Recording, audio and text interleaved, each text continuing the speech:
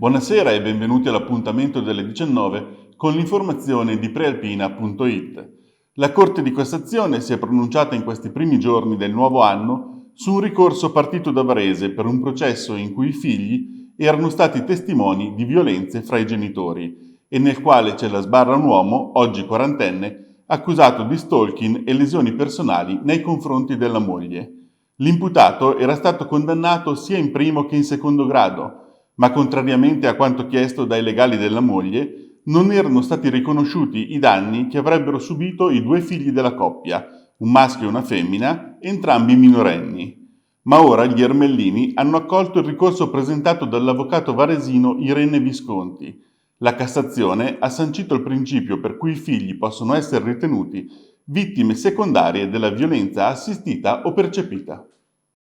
E ora passiamo al lungo capitolo sul Covid. Circa 1500 km in più ogni singolo giorno scolastico su tutta la rete extraurbana. È questo il numero più significativo della nuova impostazione del servizio che Autolinee Varesine garantirà a partire da lunedì prossimo, 11 gennaio, in concomitanza con la ripresa delle lezioni in presenza per gli alunni delle scuole superiori.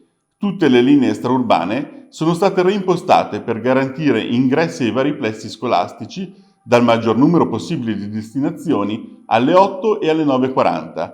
Le uscite invece sono state programmate alle 12:20, 13:10 e 14. Da Autolinee Varesine spiegano che le nuove corse sono di due tipologie diverse. Corse bis che vanno a raddoppiare quelle già esistenti, seguendo nello stesso percorso al medesimo orario, e corse di nuova istituzione, che vanno invece incontro ai nuovi orari adottati dalle scuole, potenziando dunque il servizio di ciascuna linea anche in fasce dove prima non erano previsti autobus. Come già annunciato, una buona parte di queste nuove corse verrà effettuata con pullman da turismo, anche di operatori diversi da Autolinee Varesine. Su questo genere di mezzi non sarà in alcun modo possibile viaggiare in piedi.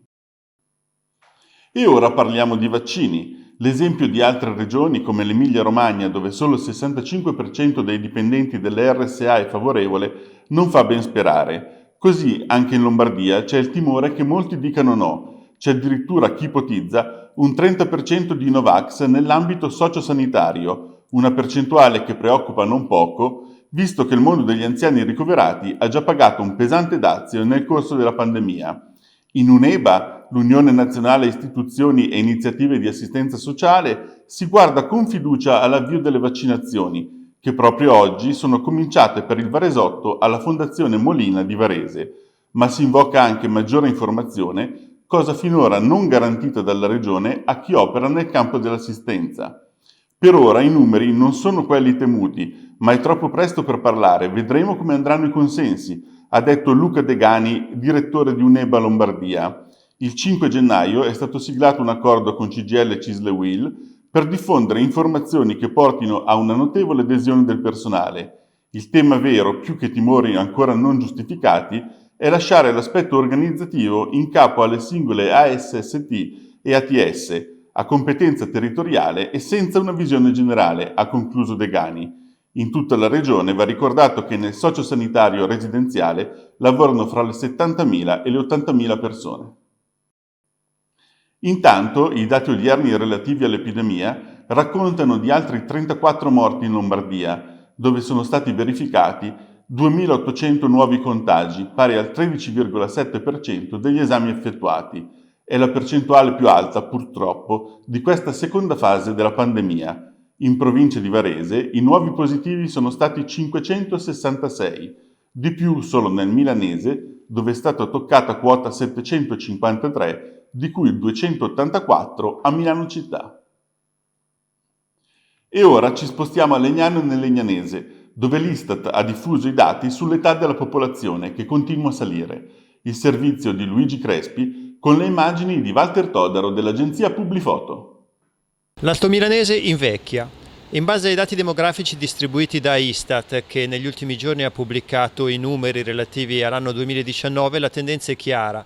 Rispetto al 2011 la percentuale degli anziani nel territorio continua ad aumentare, diminuisce proporzionalmente quella dei giovani. Il comune più anziano in zona è San Giorgio sul Legnano, dove a fronte di 800 ragazzi sotto i 15 anni ci sono il doppio degli anziani, cioè degli over 65. Quello più giovane è invece da Irago, dove a fronte di 1000 under 15 ci sono 1200 over 65. Legnano è nel mezzo, la percentuale è limitata, ma il dato interessante si può calcolare sulla base degli over 45. Erano il 48% nel 2011, sono diventati il 53% nel 2019. Questo significa che la popolazione continua a invecchiare, che la città ha esigenze diverse che dovranno essere ricalibrate, anche perché la tendenza per il futuro sembra ormai chiara.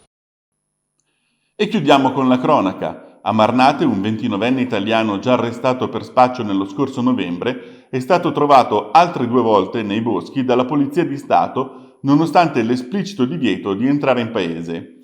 Considerata la palese violazione della misura cautelare e la reiterazione del reato di spaccio di stupefacenti, il commissariato ha chiesto al Tribunale di aggravare la misura cautelare sostituendola con quella della custodia in carcere. Ottenuta l'ordinanza, i poliziotti sono tornati nello stesso bosco e hanno trovato l'uomo che, avvistato mentre trattava con 2 clienti, è fuggito a piedi tra la vegetazione, ma è stato bloccato dopo qualche centinaio di metri e questa volta condotto direttamente in carcere. E con questo è tutto, l'appuntamento con l'informazione di Prealpina torna domani alle 13. Buona serata!